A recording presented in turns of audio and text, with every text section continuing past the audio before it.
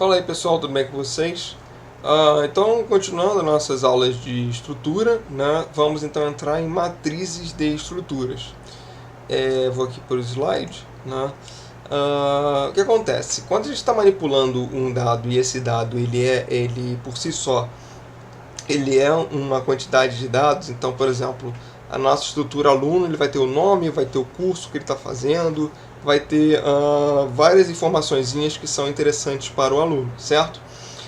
Essas informações a gente pode trabalhar também com, ao invés de trabalhar com um nome para cada aluno, uma variável para cada aluno, a gente pode trabalhar com um vetor, certo? Então aqui no nosso exemplo nós temos que aluno, nós temos aqui a declaração do instruct aluno, certo? E a declaração de um vetor de 100 posições de turma, e a turma ela é do tipo aluno, então nós temos um vetor de alunos, correto?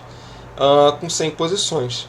Cada aluno vai ter um nome, uma idade, um registro e por aí vai. Então o que a gente está construindo aqui?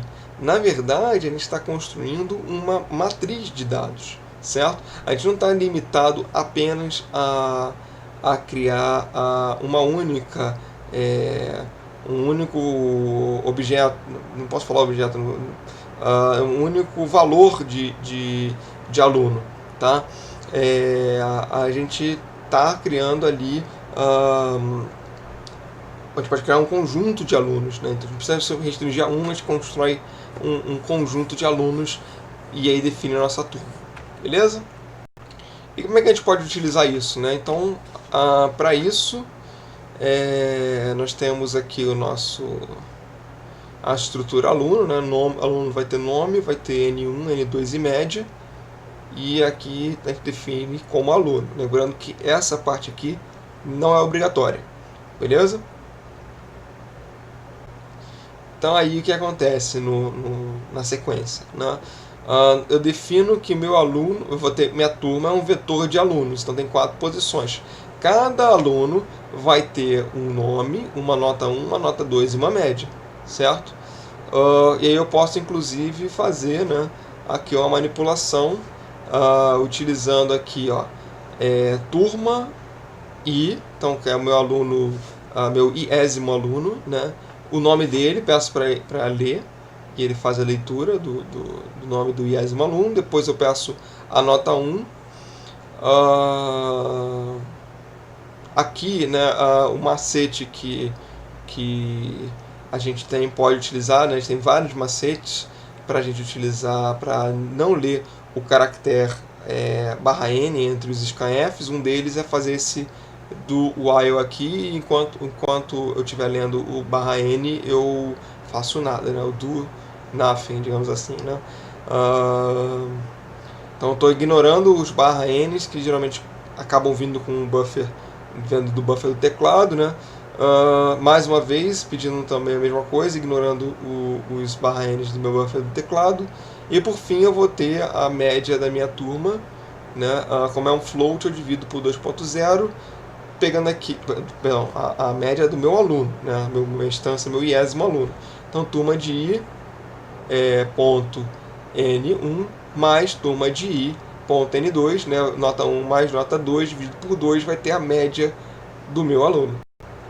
E aí, inclusive, eu posso chegar e fazer aqui uma sequência de ordenação, né? Fazendo a manipulação aqui de todos os valores, enfim, posso ir manipulando eles da forma que eu achar mais conveniente, né?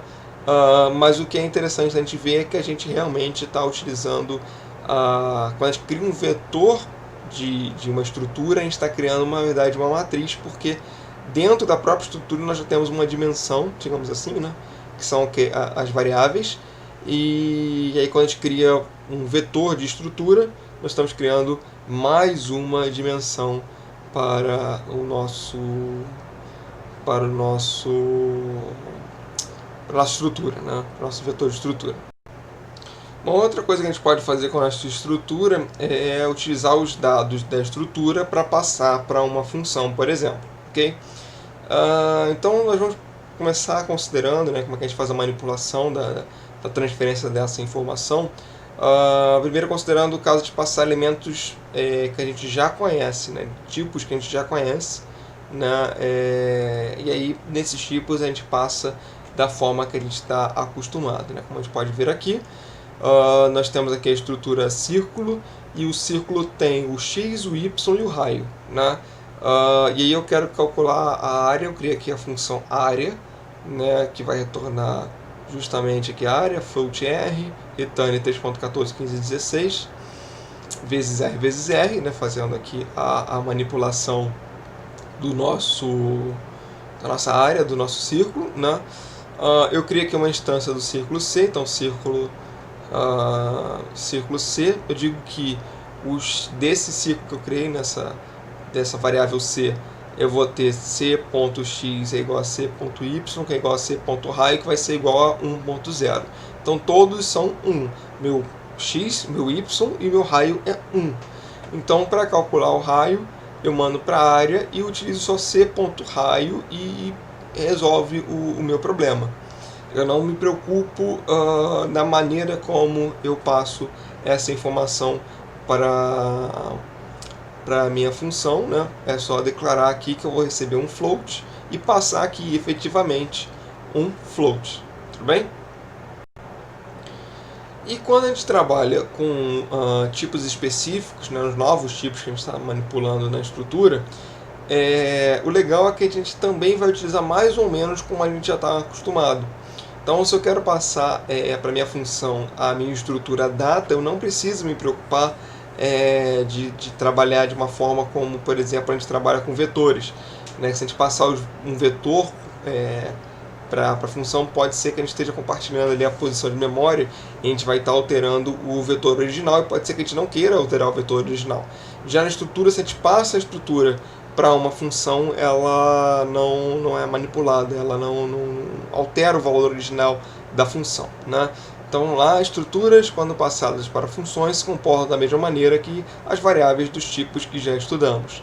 Ao passar uma estrutura para uma função, estaremos passando os valores armazenados nos membros da estrutura.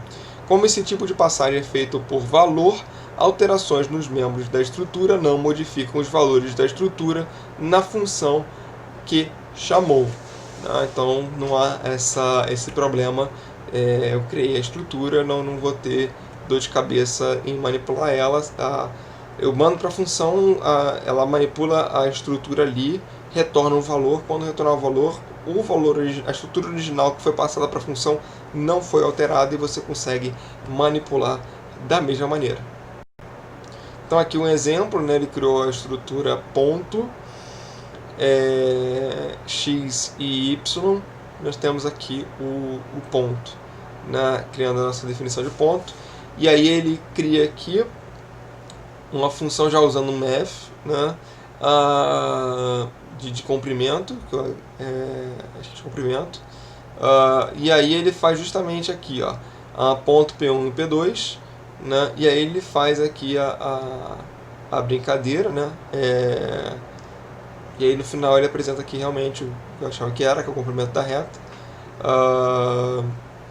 Então aí ele vai manipulando aqui. Na hora que ele vai passar, ao invés de ele passar 4 valores como float aqui, né, ele passa ele passa apenas 2 valores como tipo ponto. E eu posso manipular o ponto à vontade aqui, dizer que o ponto vale 3 agora aqui dentro da minha função, que quando eu tentar imprimir aqui o P1.x, né, eu não vou ter problema nenhum, porque por mais que eu tenha alterado ele aqui, elas são posições de memórias diferentes, então são de escopos diferentes, então o que eu altero aqui não é carregado para a carga do outro lado. Beleza? Nós também podemos passar vetores de estruturas, né?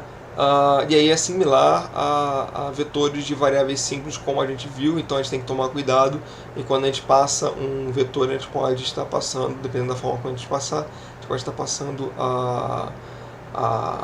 o valor original, né? E aí a gente pode, sem querer, manipular ele de uma forma errada, tá? E aí, como exemplo, para ilustrar a passagem de vetores de estruturas para funções, iremos, no exemplo anterior, substituir o trecho que ordena o vetor de alunos por uma função, né? E aí ele vai fazer justamente isso, né? Ele criou aqui uma função ordena, recebendo aqui a minha turma, tá? Essa turma aqui é um vetor de aluno, né?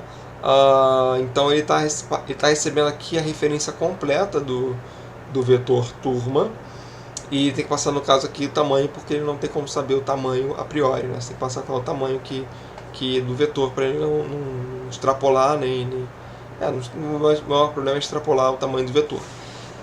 E aí ele cria isso aqui numa função, e quando eu estou manipulando aqui o turma, eu já estou manipulando o turma, né? No caso ele está passando aqui nesse, cadê? Esse cara aqui não, vou voltar lá para ver. Ele já está manipulando esse vetor turma aqui de 4 posições, então eu não preciso passar como void, como a gente viu, não preciso dar o retorno, né? Eu posso criar a função como void, como a gente viu na aula de funções. Beleza? Deixa eu só voltar para o slide, esse slide aqui. Então é isso, pessoal. Vou encerrar esse vídeo por aqui. Na próxima aula a gente vai ver como é que a gente manipula ponteiros com estrutura, né? A gente manipula ponteiros de estrutura juntos, e não é muito difícil, e a gente vai ver isso. Beleza, pessoal? Então é isso. Até o próximo vídeo. Tchau.